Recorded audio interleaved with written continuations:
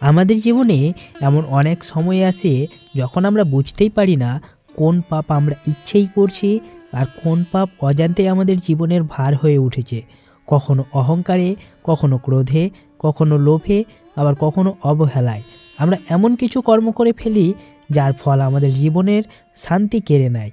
শাস্ত্র বলে সব পাপের প্রায়শ্চিত্ত আছে, কিন্তু সব পাপের প্রায়শ্চিত্ত সবার পক্ষে করা সম্ভব নয়। ঠিক সেই কারণেই ভগবান বিষ্ণু আমাদের জন্য দিয়েছেন একটি বিশেষ দিন, যে দিনটিকে বলা হয় ষটতিলা একাদশী। এই একাদশী শুধু উপবাস নয়, এটি এক ধরনের আত্মশুদ্ধির মহাযজ্ঞ। আজকের এই ভিডিওটিতে আমরা জানব ষটতিলা একাদশী কী, কেন একে পাপ ক্ষয়কারী একাদশী বলা হয়, আর নামের মধ্যে লুকিয়ে থাকা ষট ও তিলার গভীর গোপন অর্থ, এই একাদশীর মাহাত্ম্য, কেন এই একাদশী অন্যান্য একাদশী থেকে একেবারে আলাদা, আর সবচেয়ে শেষে জানব একাদশী কখন শুরু হচ্ছে, কখন শেষ হচ্ছে, আর পালনের সঠিক দিন কোনটি।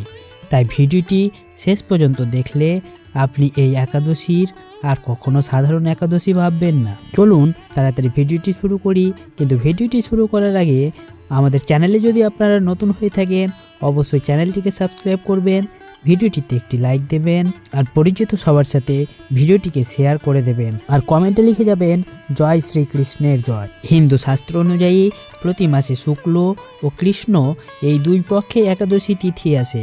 একাদশী মানে শুধু উপবাস নয়, একাদশী মানে ইন্দ্রিয় সংযম, একাদশী মানে মন ও আত্মার শুদ্ধতা। এর আগে আমরা সকলে মিলে পুত্রদা একাদশী পালন করেছিলাম, আর এবারের একাদশীর নাম হলো ষটতিলা একাদশী। ভগবান শ্রীকৃষ্ণ গীতায় বলেছেন ইন্দ্রিয় সংযমই আত্ম উন্নতির প্রথম ধাপ, আর একাদশী হলো সেই সংযমের সর্বোচ্চ সুযোগ।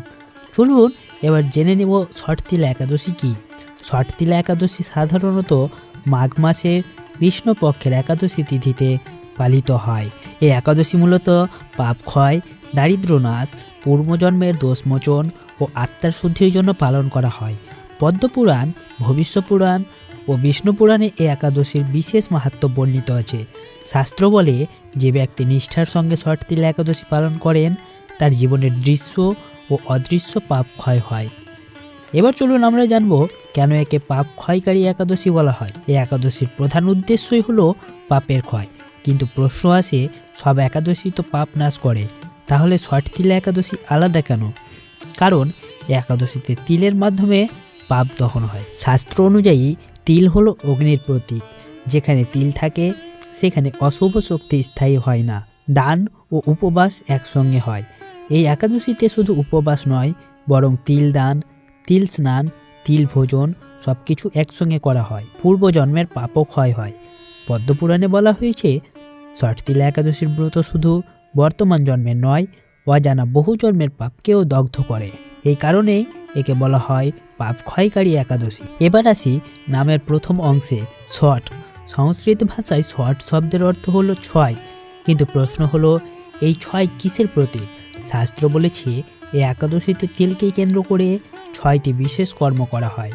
এই 6টি কর্ম মানুষের জীবনে 6 ধরনের পাপকে ধ্বংস করে। ষট কর্মের ব্যাখ্যা: তিল দিয়ে স্নান, এই স্নান শরীরের ময়লা নয়, আত্মার ময়লাও পরিষ্কার করে। তিল দিয়ে হোম, অগ্নিতে তিল আহুতি দিলে অজান্তেই করা পাপ দগ্ধ হয়। তিল দান, দান মানে অহংকার ত্যাগ, তিল দান করলে দারিদ্র্যের দোষ কেটে যায়। তিল ভোজন, তিল ভোজন শরীরের সঙ্গে সঙ্গে মনকেও শক্ত করে। তিল দিয়ে তিলক, এটি আত্মরক্ষার প্রতীক, নেতিবাচক শক্তি দূরে থাকে। তিল মিশ্রিত জলদান, এটি পিতৃঋণ শোধের এক বিশেষ উপায়। এই 6 কর্ম মিলিয়েই হয় ষট। আর তিলার আধ্যাত্মিক অর্থ। এখন আসি তিলা শব্দে। তিল শুধু একটি শস্য নয়, শাস্ত্রে তিলকে বলা হয়েছে পাপ দহনকারী বীজ। তিলের 3টি গভীর অর্থ: সূক্ষ্ম কর্মের প্রতীক, যেমন তিল ছোট, তেমনি আমাদের অনেক পাপও মনে হয় ছোট, কিন্তু ফল হয় ভয়ঙ্কর। তিল অগ্নিতত্ত্ব, তিলের মধ্যে অগ্নির শক্তি থাকে, এই অগ্নি পাপ পোড়ায়।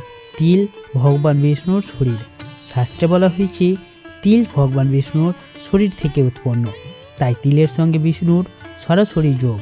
এই একাদশী আমাদের শেখায় পাপ লুকিয়ে রাখা, কিন্তু ফল লুকানো যায় না। ছোট ভুল জমে বড় কষ্ট ওঠে। দান ও সংযমী মুক্তির পথ। এই একাদশী শুধু উপবাস নয়, এটি এক ধরনের আত্মজাগরণ। চলুন আপনাদের একটি ছোট শাস্ত্র কথা বা গল্প শোনাই। একবার এক দরিদ্র ব্রাহ্মণ ভয়ঙ্কর কষ্টে দিন কাটাচ্ছিলেন। সে একদিন নিষ্ঠার সঙ্গে ষটতিলা একাদশী পালন করলো। তারপর ধীরে ধীরে তার দারিদ্র্য কাটলো, মন শান্ত হলো, জীবনে অদ্ভুতভাবে সৌভাগ্য আসতে লাগলো। ভগবান বিষ্ণু স্বপ্নে এসে বলেছিলেন, তোমার পাপ ক্ষয় হয়েছে, এবার তুমি মুক্তির পথে। এতক্ষণ আমরা জানলাম ষটতিলা একাদশী কী, কেন একে পাপ ক্ষয়কারী বলা হয়, ষট ও তিলার গোপন অর্থ। কিন্তু এখন প্রশ্ন আছে, এই সব কথা শাস্ত্রে কোথায় লেখা আছে? এগুলো কি শুধু লোককথা, নাকি স্বাস্থ্যসম্মত সত্য? আর ঠিক কোন কোন পাপ এই দিনে নষ্ট হয়, চলুন আমরা এবার সেগুলোই জানব। পদ্মপুরাণের উত্তরাখণ্ডে ষটতিলা একাদশীর বিস্তারিত মাহাত্ম্য বর্ণনা হয়েছে। যে ব্যক্তি তিল দ্বারা যুক্ত 6 প্রকার কর্ম করে এবং বিষ্ণুর নাম স্মরণ করে উপবাস পালন করে, তার সমস্ত পাপ অগ্নিতে ভস্মের ন্যায় দগ্ধ হয়। এই শ্লোকের অর্থ খুব গভীর। এখানে 3টি বিষয় স্পষ্ট: মাঘ মাসের কৃষ্ণপক্ষ, তিলযুক্ত 6 কর্ম, বিষ্ণু স্মরণ ও উপবাস। এই 3টি একসাথে হলেই এই একাদশী সাধারণ একাদশী থেকে বহুগুণ শক্তিশালী হয়ে ওঠে। বিষ্ণু পুরাণে বলা হয়েছে, সহস্র অশ্বমেধ যজ্ঞের ফল যে ব্যক্তি লাভ করে, ষটতিলা একাদশী ব্রত পালন করি, সে একই ফল পান। ভাবুন একবার, অশ্বমেধ যজ্ঞ করা আজকের যুগে অসম্ভব, কিন্তু শাস্ত্র বলছে একদিনের সংযম ও নিষ্ঠা, একদিনের তিল দান ও উপবাস, একদিনের বিষ্ণু ভক্তি, এই 3টি মিললেই সহস্র যজ্ঞের ফল লাভ হয়। ভবিষ্য পুরাণে বলা হয়েছে, যে ব্যক্তি জীবনে দান না করে অহংকারে ভোগে মত্ত থাকে এবং ভগবানের স্মরণ ভুলে যায়, তার জন্য ষটতিলা একাদশী একটি শেষ আশ্রয়। অর্থাৎ যারা ভাবে আমার জীবনে অনেক ভুল হয়ে গেছে, তাদের জন্য এই একাদশী একটি শাস্ত্রসম্মত সুযোগ। চলুন এবার আমরা জানব এই একদিনে কোন কোন পাপ নষ্ট হয়। এবার আসি সবচেয়ে গুরুত্বপূর্ণ প্রশ্নে, এই একদিনে আসলে কোন পাপ নষ্ট হয়? শাস্ত্র খুব স্পষ্টভাবে কিছু পাপের কথা উল্লেখ করেছে, যেমন অজান্তে করা পাপ, কাউকে কষ্ট দিয়ে ফেলা, কারো মন ভেঙে দেওয়া, অবহেলায় ভুল কাজ। পদ্মপুরাণ বলে, অজ্ঞানত কৃতং পাপং ষটতিলা নশ্যতি ধ্রুবম। অর্থাৎ অজান্তে করা পাপ নিশ্চিতভাবে নষ্ট হয়। ভোগ আসক্তির পাপ, অতিরিক্ত লোভ, ভোগ, ভোজন, ইন্দ্রিয় সুখ, এই সব থেকে যে পাপ জন্মায়, ষটতিলা একাদশীর উপবাস সেগুলোকে দমন করে। দান না করার পাপ, শাস্ত্রে বলা হয়েছে, দান না করলে দারিদ্র্য শুধু অর্থে নয়, মনেও আসে। তিল দানের মাধ্যমে কৃপণতার দোষ, অর্থের অভিশাপ, দারিদ্র্যের সংস্কার এসব ক্ষয় হয়। তিল শাস্ত্রে পিতৃতর্পণের প্রধান উৎপাদন, তাই এই একাদশীতে তিল দান করলে পিতৃদোষ হালকা হয়। সবচেয়ে গভীর বিষয় এখানে, ভবিষ্য পুরাণ বলছে, ন কেবল বর্তমান জন্ম অপিতু পূর্বজন্ম কৃত পাপং ষটতিলা হরতি। অর্থাৎ এই ব্রত পূর্বজন্মের সঞ্চিত কর্মকেও স্পর্শ করে। শাস্ত্র বলছে, যেখানে তিল নেই সেখানে ষটতিলা একাদশীর পূর্ণ ফল নেই, কারণ তিল হলো অগ্নি, তিল বিষ্ণু তত্ত্ব, তিল সূক্ষ্ম পাপ দহনের মাধ্যম। তিল ছাড়া উপবাস করলে ফল আংশিক হয়, তিল সহ করলে ফল সম্পূর্ণ হয়। শাস্ত্র আমাদের 3টি কথা শেখায়, শুধু ভোগ নয়, সংযমও দরকার, শুধু প্রার্থনা নয়, দান দরকার, শুধু বাহ্যিক নয়, অন্তরের শুদ্ধতা দরকার। এই 3টি একসাথে শেখায় ষটতিলা একাদশী। এবার আমাদের মনে প্রশ্ন আসতে পারে, একাদশী তো অনেক, তবু ষটতিলা কেন আলাদা? হিন্দু শাস্ত্রে একাদশীর সংখ্যা কম নয়, বছরে প্রায় 24টি একাদশী আছে। অধিক মাস পড়লে সংখ্যাও আরও বাড়ে। প্রতিটি একাদশীরই নিজস্ব মাহাত্ম্য আছে, নিজস্ব ফল আছে। কিন্তু প্রশ্ন একটাই, সব একাদশী কি সমান, নাকি কোনো কোনো একাদশী আছে যা অন্য সব একাদশীর থেকেও আলাদা, গভীর এবং ভয়ঙ্করভাবে ফলদায়ক? এই প্রশ্নের উত্তর খুঁজতে গেলে যে একাদশীর নাম বারবার উঠে আসে, সেটি হলো ষটতিলা একাদশী। এই একাদশী শুধু উপবাস নয়, শুধু ভগবানের আরাধনাও নয়, এটি একাদশীর জগতে একেবারে আলাদা একটি অধ্যায়। একাদশী মানে চন্দ্রমাসের একাদশী। এই তিথিতে ইন্দ্রিয় সংযম, উপবাস, বিষ্ণু আরাধনা, পাপ ক্ষয়, চেতনা শুদ্ধি, এই 5টি বিষয় প্রধান। অন্যান্য একাদশী যেমন বৈকুণ্ঠ একাদশী, নির্জলা একাদশী, মোক্ষতা একাদশী, পাপমোচনী একাদশী, এগুলো মূলত মোক্ষ ভক্তি, সংকল্প ও সংযমের ওপর জোর দেয়। কিন্তু এই একাদশী একবারে অন্য পথে হাঁটে। প্রথমে নামটা বুঝে নেওয়া যাক। ছট মানে হলো 6 আর তিলা মানে তিল, অর্থাৎ এই একাদশীতে 6 প্রকার তিল সংক্রান্ত কর্ম অপরিহার্য। এই 6টি কর্ম হলো তিল দিয়ে স্নান, তিল দিয়ে হোম, তিল দান, তিল ভক্ষণ, তিল দ্বারা তর্পণ, তিল দিয়ে পূজা। প্রশ্ন হলো, অন্য কোনো একাদশীতে কি এমন নির্দিষ্ট 6টি উপাদান বাধ্যতামূলক? না, এখানেই শুরু হয় পার্থক্য। অন্যান্য একাদশী ভক্তিকেন্দ্রিক, ছট তিল একাদশী কর্ম, প্রায়শ্চিত্ত, পাপদাহ। অন্যান্য একাদশীতে ভগবানের নাম জপ, উপবাস, ব্রতকথা শ্রবণ এই 3টাই মুখ্য। কিন্তু ছট তিল একাদশীতে অতীতের অজানা পাপ, পূর্বজন্মের ঋণ, পিতৃদোষ সব কিছুকে একসঙ্গে স্পর্শ করা হয়। এই একাদশী যেন পাপ পুড়িয়ে ফেলার যোগ্য। তিল কেন এত শক্তিশালী, অন্য একাদশীতে নেই কেন? তিলকে শাস্ত্র বলা হয়েছে পাপ ভক্ষণকারী বীজ। তিলের মধ্যে রয়েছে মনের শক্তি, যমতত্ত্ব, প্রায়শ্চিত্ত শক্তি। তাই পিতৃতর্পণে তিল, শ্মশানে তিল, দানে তিল ব্যবহার করা হয়।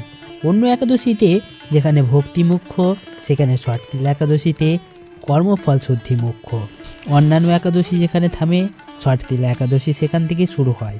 অন্যান্য একাদশী বলে ভগবানের দিকে তাকাও, ছট তিল একাদশী বলে নিজের ভেতরের অন্ধকারের দিকে তাকাও। এই একাদশী প্রশ্ন তোলে, আমি কি ঋণী? আমি কি অন্যায় করেছি? আমার পরিবারের কষ্টের কারণ কি কোনো অদৃশ্য কর্মফল? এই আত্মসমালোচনার জায়গাটাই অন্য একাদশীতে নেই। পদ্মপুরাণে স্পষ্ট বলা হয়েছে, ছট তিল একাদশীর তুল্য আর কোনো ব্রত নেই, কারণ এটি দান, তপস্যা ও প্রায়শ্চিত্ত এই 3টিকেই একত্র করে। অন্যান্য একাদশী একটি পথ দেখায়, ছট তিল একাদশী পুরো হিসাব মিটিয়ে দেয়। এবার চলুন আমরা জানবো কার জন্য এই একাদশী সবচেয়ে জরুরি। যারা বারবার চেষ্টা করে আটকে যাচ্ছে, যাদের সংসারে অদ্ভুত বাধা, যাদের পিতৃদোষ, শনিদোষ, যাদের মনে হয় কিছুই একটা আটকে আছে, তাদের জন্য ছট তিল একাদশী অন্য সব একাদশী থেকে খুবই জরুরি। তুলনা নয়, এটি একেবারে আলাদা স্তর। তাই প্রশ্নটা হওয়া উচিত নয় ছট তিল একাদশী সাথে অন্যান্য একাদশী, বরং প্রশ্নটা হওয়া উচিত, আমি কি কখনো সত্যি সত্যি ছট তিল একাদশী পালন করেছি? কারণ যেখানে অন্য একাদশী পথ দেখায়, সেখানে ছট তিল একাদশী পথ পরিষ্কার করে। চলুন এবার আমরা জানবো এই একাদশী আপনারা কবে পালন করবেন আর পালন কবে বা করবেন, আর একাদশী শুরু হচ্ছে কটায়, শেষ হচ্ছে কটায়, সব কিছু জেনে নিই। এই একাদশী 29শে পৌষ অর্থাৎ 14 জানুয়ারি বুধবার পড়েছে ছট তিলা ব্রত। এই বিশেষ তিথি শুরু হচ্ছে 28শে পৌষ অর্থাৎ 13 জানুয়ারি বিকেল 4:15 থেকে এবং শেষ হবে 29শে পৌষ অর্থাৎ 14 জানুয়ারি রাত 6:24। তাই এই একাদশী পালন করার সঠিক দিন হলো 29শে পৌষ অর্থাৎ 14 জানুয়ারি। শাস্ত্রমতে ছট তিলা তিথি হলো পাপ ক্ষয়, দুঃখ নাশ ও মানসিক শান্তির দিন। এই সময় তিল দিয়ে স্নান, তিল দান বা তিলের প্রদীপ জ্বালানো খুবই শুভ। এবার আসি পালনের সঠিক দিন। যেহেতু তিথি শেষ হচ্ছে 29শে পৌষ সন্ধ্যায়, তাই ব্রতের পালন হবে পরের দিন অর্থাৎ 30শে পৌষ বৃহস্পতিবার। সকালে স্নান করে সূর্যোদয়ের পর হালকা আহার বা তিলজাত দ্রব্য গ্রহণ করে পালন করাই শাস্ত্রসম্মত। ভক্তি আর বিশ্বাস নিয়ে পালন করলেই ছট তিলা ব্রতের পূর্ণ ফল লাভ করা যায়। যদি ভিডিওটি আপনাদের একটু ভালো লেগে থাকে তাহলে অবশ্যই চ্যানেলটিকে সাবস্ক্রাইব করবেন আর ভিডিওটিতে একটি লাইক দেবেন। চলুন ভিডিওটি শেষ হওয়ার আগে সবাই মিলে কমেন্ট বক্সে লিখি জয় শ্রীকৃষ্ণের জয়।